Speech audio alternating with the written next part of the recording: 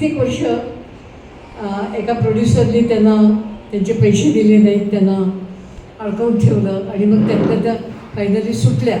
आणि पण त्यांनी सांगितलेलं की मी कित्येक वर्ष खाण्यावरती अतिशय निर्बंध आणि रोज योगासनं करायची आणि एक ज्याला काय म्हणतात शिस्तबद्ध आयुष्य काढलेलं होतं.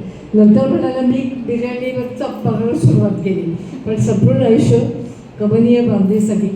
आणि दुसरं कक्कूच्याबद्दल अतिशय ज्याला इतकी म्हणजे त्या आता हा शब्द मला आवडत नाही की आयटम गर्ल किंवा आयटम म्हणणारा हा शब्द नाही आहे, पण त्यांचं सिनेमातलं नृत्य हे बघण्यासारखं असायचं. त्यांच्याकडे इतका अमाप पैसा होता की त्यांना तो कसा खर्च करायचा कळत नव्हतं.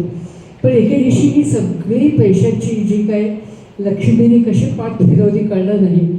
त्या शेवटी एका सरकारी दवाखान्यामध्ये त्यांचा अंत झाला. त्यांच्या बाबतीत सुनील दत्तनी प्रयत्न करून त्यांचं